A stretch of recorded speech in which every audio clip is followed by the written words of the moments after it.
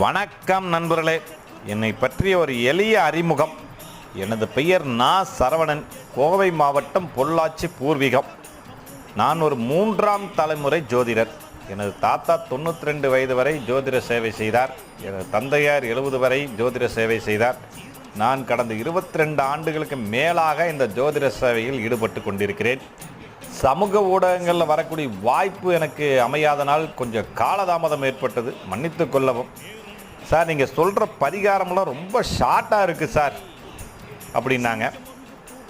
உங்களுடைய கால நேரத்தின் கருதி அந்த பரிகாரம் பிரார்த்தனை சாராம்சத்தை மட்டும் உங்களிடம் சொல்லணும் அப்படிங்கிறக்காக ரொம்ப ஷார்ட் அண்ட் ஸ்வீட்டாக சொல்லியிருக்கேன்.